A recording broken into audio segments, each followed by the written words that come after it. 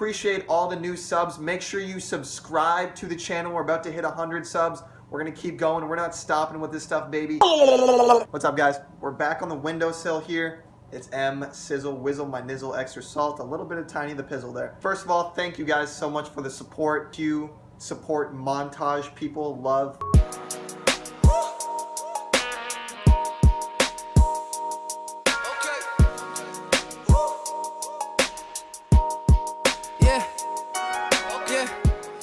Thank you guys so much for the hate also. I got a couple haters. Speaking of people hating on me, I want to talk about the journey of success and just how difficult it actually is to kind of bring things into perspective for you guys. Share a little bit more of my story. Let's just start from the top.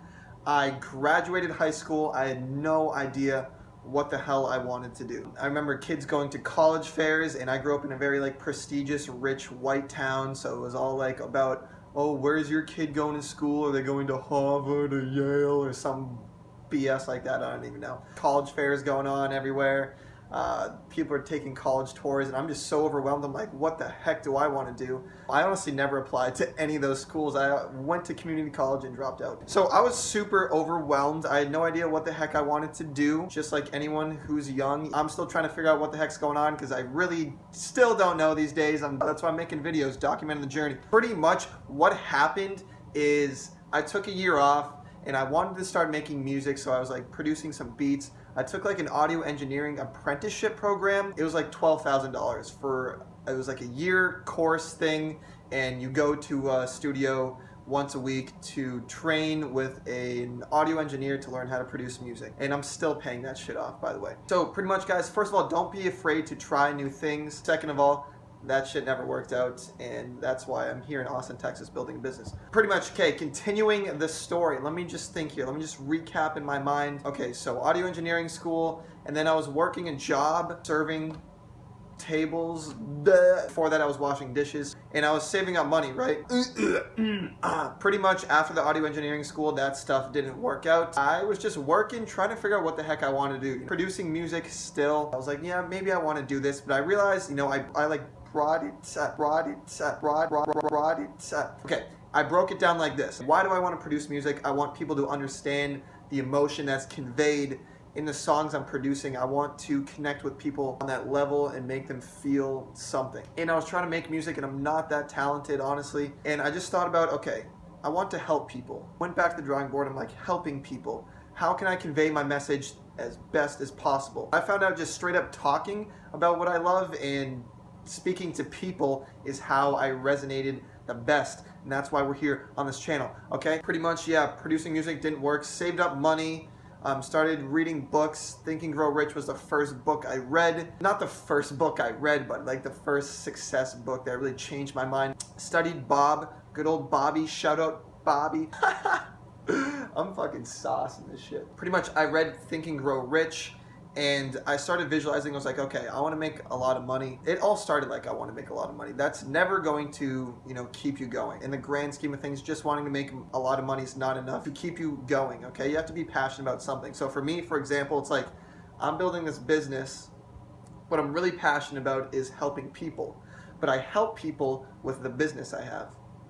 So it ties in together, right? So money can never be your sole driving factor. You have to be passionate about it, because let me tell you, shit's gonna get hard, and that's what I want to get into. Shit does get hard. So I was taking a year off, started studying a little bit, opened up my first e-commerce store, and I just remember hanging out with all my friends, all my buddies. Most of them were in community, so I was still hanging out. I wasn't that lonely, but it kind of sucked. I remember going to college parties and hanging out with college kids, and them being like, oh yeah, what are you doing, Mason? I'm just I don't know, I'm not going to college. And I felt so dumb. I felt so bad about myself. I felt like I was just a failure. I would always ask my mom, Mom, do you think I'm a failure because I'm not going to school? It was a rough time. I went through a lot of pain trying to maintain the faith that I would be able to make it. Pretty much, eventually I got that e-commerce business off the ground, and I was networking online. This kid on Instagram followed me. His name's Lucas Johnson, and he was living with Devin Zander at the time, and they were really good friends. So Lucas was actually a student of Devin's. Lucas became close with Devin through that course because he was really active in the Facebook group.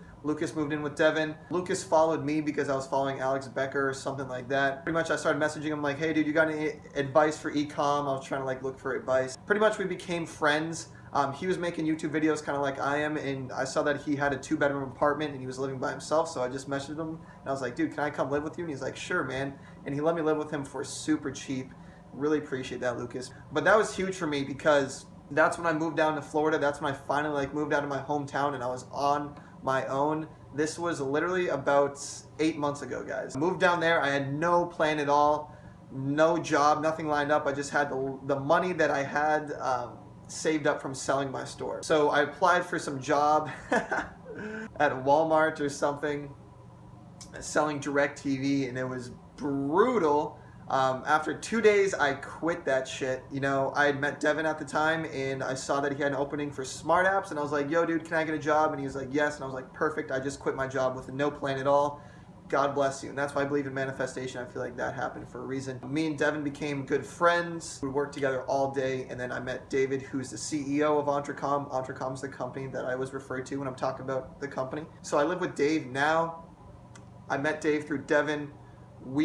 Us three, me, Devin, Dave, we all moved to Austin, Texas to really get Entrecom going because there's a lot of tech startups out here, and I don't know, Devin was like, hey dude, I'm moving to Austin because my girlfriend's gonna go to med school here and that's just what I'm doing. He's like, you should come and we should all build this business. And I was like, hell yeah. I knew stars were aligning, perfect, everything happened. So guys, that's just a little quick video background info. I don't know, this video is all over the place. I don't really know what's going on with it. Stay tuned, I'm gonna be uploading every other day. I'm gonna try my very best to keep intact with that. Keep chasing your dreams, keep following them.